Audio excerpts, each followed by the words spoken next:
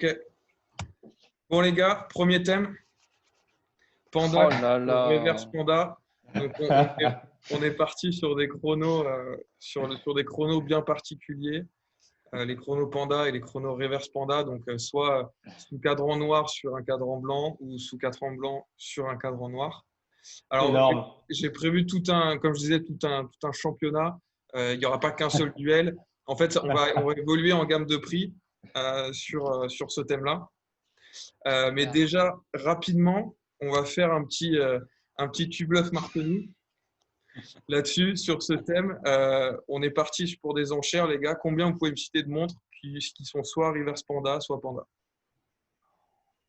Alors, attends, est-ce que. C'est dur. Attends, faut citer des montres qui sont reverse panda et panda, enfin qui ont L'un des ou modèles l'autre. dans les deux. L'un ou L'un ou l'autre. l'autre. Ok. Allez, les enchères, c'est parti. Très bien. Oh là là. Pas le droit à Google. Hein. 3. Meryl, tu peux en dire plus? Faut te citer le modèle aussi. Ouais. Ouais, marque modèle. Hein. Marque modèle. Oh là là. Allez, Meryl, t'as le droit de bluffer. Ah ouais, non. T'as le droit de bluffer. Ouais, 4. 4, je pense qu'on peut en donner 4 quand même. Florent? 5. Je vais te dire, tu bluffes Martoni. Eh ben allez, Florent. Tu me lèves ta main? Très bien. Vas-y. Ok, 5. Donc, la Daytona Vintage. Ouais. Rolex Daytona Vintage. On a alors, vu j'ai pas la ref. l'autre jour. Tu nous l'avais montré l'autre jour. Ouais. La Seagull 1961, qui a un modèle en reverse panda. Ah. 1961 ou 1963?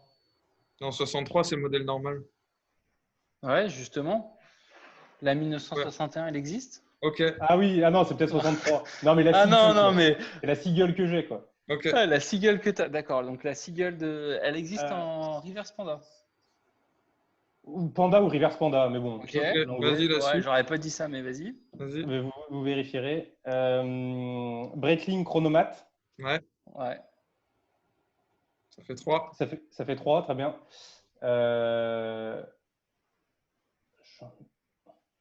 Ah, Florent s'est perdu là, je suis désolé. Mais attends. Ouais. Florent Attends, s'est perdu. Désolé. Tant pis pour toi. Bon, bah, Meryl gagnant. Ok. T'en as pas une de Marpillet Ah, mais attends, on va en voir, mais on va en voir bien plus que 5, les gars. Vous inquiétez pas. Ok. Moi, Alors, j'aurais c'est dit. marrant, j'avais ni la Seagull ni la Chronomate, mais on va y venir. Ah, pour moi, la Panda, la première, ouais, c'est la Breitling. Alors, on commence donc, on va évoluer en gamme de prix, on va faire des battles et vous allez me dire on va choisir sur chaque sac laquelle on préfère. On va essayer d'aller vite, on va pas déblatérer sur les modèles, mais je vais vous les présenter un peu. Voilà. Donc, gamme de prix vraiment le plus bas que j'ai trouvé. Alors, c'est même pas des pandas ou reverse panda officiels parce qu'il n'y a que 2 sous cadran et pas 3. Mais chez Zodiac, on a 2 modèles. Alors, c'est des quartz pour 500 €. Voilà, c'est le seul, c'est vraiment le moins cher que j'ai trouvé. C'est le moins cher que j'ai trouvé voilà, en reverse panda ou en panda. Quelle configuration vous préférez? Reverse. Ouais, pareil. Ouais. Elle est plus classe et tout. Ouais. Et ben moi aussi. Et ben moi aussi, j'ai préféré. Ça, on est tous d'accord. Ouais. Super. Elle est belle, hein, Reverse Panda. En plus, ce qui est sympa, c'est que tu as aussi même pour le coup, le cadran date qui est blanc. Tu as l'impression que c'est fait exprès, tu vois ce que je veux dire? Pardon? Bah, sur la Reverse Panda. Attends, on est bien d'accord, hein, la Reverse Panda, c'est fond noir et cadran blanc. Ouais. Et ben, tu as le guichet de la date qui est en blanc. Et donc, tu as l'impression que c'est fait exprès, quoi, qu'ils ont joué le contraste sur tous les sous-cadrans guichets. Ouais, j'avoue. Ok, on passe à la suite. Gamme 1500 €, il y en a qui sont à 1000 là-dedans. Alors, mais je sais pas si on voit tout en fait avec le partage d'écran. Si, on voit tout, la Boutique et la Longines. Ah ouais, mais vos vidéos en fait, elles sont par-dessus là. Non, ouais, moi je vois pas celle de droite là, faut que je bouge. Ouais. Ok, je vois. Bon. Hide Self View, non. Non, mais je veux être sûr que j'ai bien vos têtes à côté dans le recording. Bon, je pense que la dernière fois, je ne l'avais pas, mais bref. Ok, donc 1500 euros. Donc, on a deux modèles de Longines qui sont basés sur un mouvement ETA modifié. Ce qui est marrant, c'est que pour 1500 euros, tous ces modèles-là, les quatre, ont un mouvement avec une roue à colonne, que ce soit un ETA modifié pour Longines ou le mouvement ST19, je crois, pour les Baltiques, qui sont donc les mouvements Seagull. Voilà, lesquels vous préférez là-dedans. On commence à avoir des mouvements de qualité là-dedans. D'accord. Alors après, il faudrait voir les finitions des mouvements. C'est dans les quatre qu'on doit donner. Ouais, t'en choisis une dans les quatre.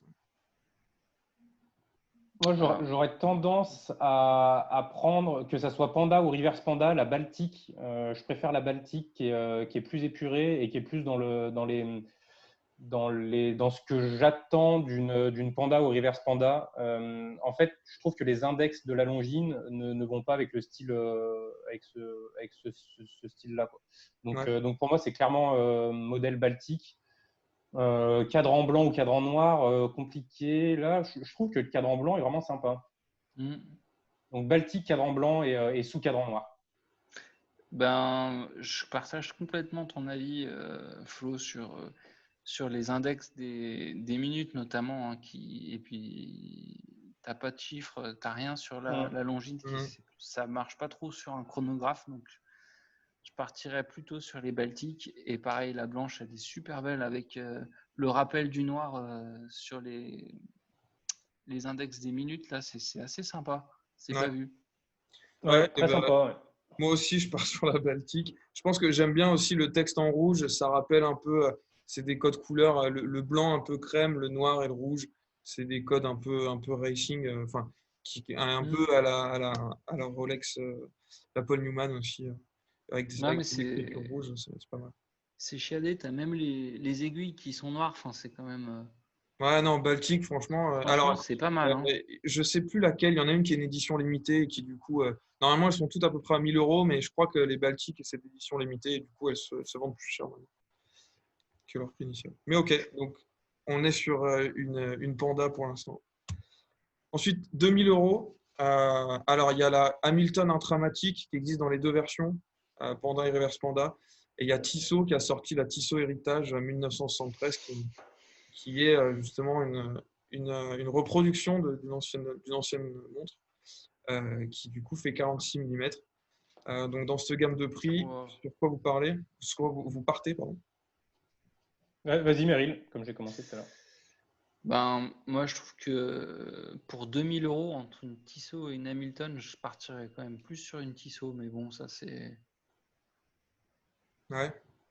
Je sais pas ce que vous en pensez. En qualité, pour moi, tu as quand même plus de qualité chez Tissot que chez Hamilton. Mais bon, c'est peut-être pas… Non, je trouve pas. Pour toi, c'est un peu préparé, Flo ? Ouais. Enfin, moi, je ne jugerais pas ces modèles sur la marque. Enfin, les deux sont capables de… Une Hamilton à 2000 euros, c'est pas donné quand même. Bah, avec une fonction chrono, enfin, moi, ça me choque pas. C'est quand même de la qualité. Ouais. Moi, je serais parti sur la Tissot. Bon, elle a un peu un style de plongeuse en même temps. Tu as raison, c'est un peu bizarre. Ouais, je suis pas… Tu vois, pour le même prix, je partirais sur celle que tu nous as montré avant, les Baltiques. Mais bon, s'il faut choisir entre les trois, je prends la Panda Hamilton. Ouais. Ok. De mon côté, Hamilton Panda 100%, elle est vraiment top.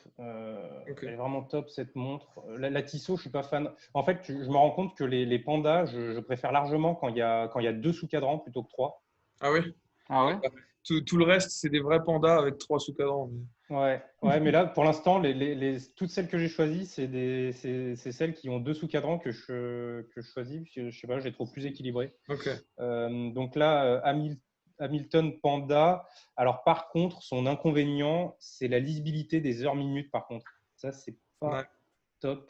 Alors c'est une image… Il faudrait voir sur une photo. Hein, il faudrait voir en vrai. Mais en tout cas, si le modèle Hamilton, que ce soit Panda ou Reverse Panda, le modèle Hamilton est vraiment mieux designé pour moi. Okay. Le tachymètre aussi est sympa s'il est de la couleur des sous-cadrans. Donc ça, ça ressort vraiment bien. Donc modèle Hamilton. Et ben moi, je pars sur la Hamilton, mais en Reverse Panda. Je préfère celle-là avec le cadran noir. Et je trouve ça plus élégant. Et en plus, ça se rapproche plus. Ils ont fait l'effort de mettre la date en noir. Et ça se rapproche plus de l'original de 1968, du coup, qui était quand Hamilton avait aussi développé son chrono automatique. On y reviendra avec Tiger, etc.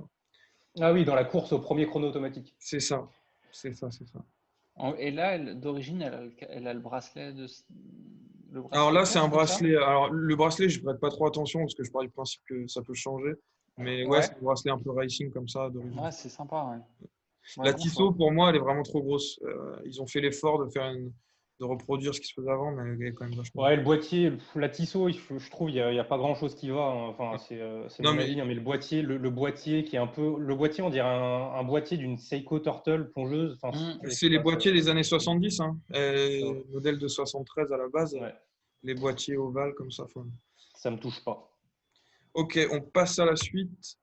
Donc là, on n'est que sur des modèles vintage ou presque vintage, on va dire, entre 2500 et 4000 euros.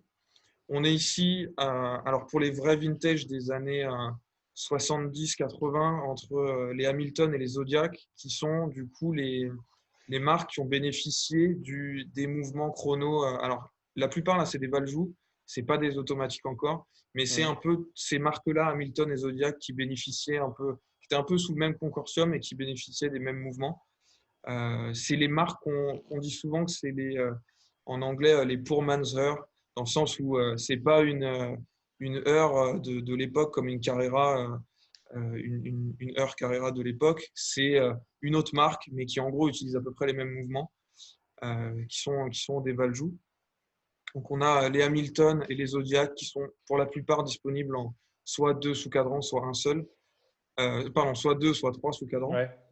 Et dans cette gamme de prix, j'ai aussi trouvé une Universal Genève qui a sorti une gamme. Alors ça date des années 90, la Panda Universal Genève. Ça date des années 90. C'est après qu'il se soit fait racheter et avant qu'il fasse faillite. Donc c'est un peu les dernières Universal Genève qui ont été faites. C'est pas celles qui sont les plus appréciées des collectionneurs, mais ça a quand même le mérite d'exister dans cette gamme de prix. Voilà, j'ai trouvé ça en ligne. Il y en a quelques-unes qui sont sur Chrono 24 sur ce slide actuellement. On est entre 2500 et 4000 euros pour ces modèles-là. Ok. Et je vais commencer pour une fois. Ouais. Je vais prendre la Zodiac en panda parce que elle a le charme des vintage que j'aime bien avec les index, les marqueurs en tritium, les aiguilles en tritium qui apportent ce beige, qui apporte une dimension en plus au cadran. Voilà, je trouve que ça complémente bien. Tu peux mettre un bracelet beige comme c'est le cas là. Tu mets un bracelet noir, tu mets un bracelet marron, ça rend bien aussi, ça s'accorde bien. Voilà. Ok, très bien. Je vais voter pour la même, je pense. Je vais voter pour la même. La Universal Genève, je l'élimine en premier parce que déjà, elle n'a pas de tachymètre. Les aiguilles dauphinées sur ce style, ça ne va pas, je trouve. Et donc, j'hésite entre les deux Zodiac. Ouais, Zodiac. Je pense Zodiac. Alors après, ça dépendrait des modèles qu'on trouve puisque c'est du vintage. Mais si je trouve une Zodiac Panda avec une belle patine sur le cadran un peu crème, ça pourrait être sympa. À voir en vrai. Mais la Reverse Panda. Ouais, mais après, tu peux dire la même chose sur l'autre. Hein. Moi, pour le coup, je prendrais la Reverse Panda et si tu as une belle patine qui tire sur le chocolat, ça peut être super sympa aussi. Ouais, aussi, ouais. Les deux sont sympas, mais en tout cas, le modèle Zodiac. Le modèle Zodiac. Ouais, Hamilton. Non. Pour le coup, ça commence à taper une Hamilton à 4000 euros. Hein. Ouais, c'est marrant. Hamilton, pour moi, est aussi, voire plus légitime que Zodiac dans le. Zodiac, c'est pas une marque qui est. Ouais, mais c'est une marque qui a un peu son segment. Enfin, tu vois, moi, je trouve que c'est un peu bizarre des montres qui vont de 500 à 4000, tu vois. Quand tu as un segment de marché, c'est non, mais bizarre. Ça, les Zodiac, oui, leur premier modèle de leur collection actuelle commence à 500, mais là, ils ont même des modèles qui doivent coûter plus cher que 4000, je pense, en neuf. Mais là, je parle de vintage, hein, c'est que des modèles Ouais. 24 sur eBay. Bah, moi, je prendrais la Zodiac, mais en reverse panda, bien que l'heure soit pas à mon avis, facilement lisible, mais elle a vachement de charme, je trouve. Ouais. Moi, j'hésitais C'est avec la sympa le Hamilton. tachymètre aussi qui part 2000 km/h, quoi. Pas que, souvent, ils partent à 400, tu as l'inscription tachymètre et puis tu les vois que aux 400 km/h, mais c'est sympa de l'avoir quasiment à zéro, enfin, à l'infini, quoi. Et la Hamilton en reverse panda est vraiment pas mal. Si j'avais pas choisi la Zodiac, j'aurais choisi celle-là. Je pense que j'ai choisi la Zodiac.